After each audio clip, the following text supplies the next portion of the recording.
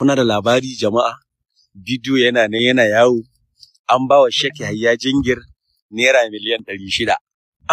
Sheikh Yahaya Jingir, wannan magana ita ce muke yi, ba bakin ciki muke da ka shiga siyasa ba. Ni ina maka murna za a yi tafiya da kai. Amma abinda mu muke kira akan da kai Sheikh Yahaya Jingir da sauran duk malaman da suke ɗauko tafiya irin taka ba matsala bane. Ku ƴan ƙasa ne, kuma ya halatta ku yi siyasa.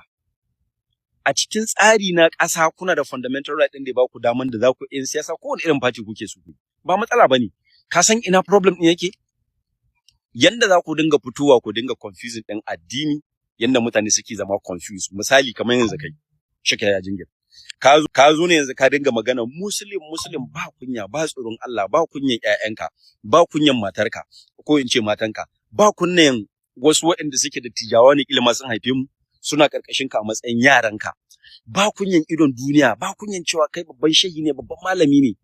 Amma conflicting ɗin addini da siyasa shi ne kake yaudara, saboda me akwai bayin Allah da ko wuta kace su shiga za su shiga.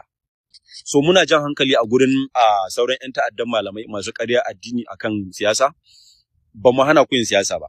So a matsayina na consultant a ƙarƙashin human rights ta duniya, ina jan hankali a gurin malamai ko in ce lakurawa masu ƙaryan malanci a social media.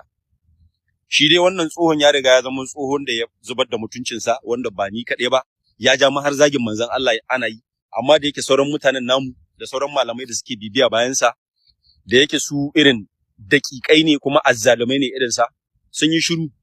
Amma lokacin da ne magana a kansa, kowa ya fito yana cewa na yi ɓatanci. So yanzu shi girman shi ya fi girman Muhammadu Rasulullah sallallahu alaihi wasallam kenan ko?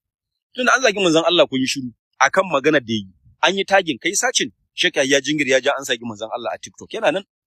Ba ku yi magana ba kun yi shiru, amma da na fito ne magana akan shi kun yi shiru.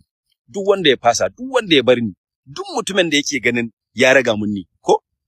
A matsayina na wanda nake magana a kai as a citizen, Allah ya tsine ma albarka in ka raga mu.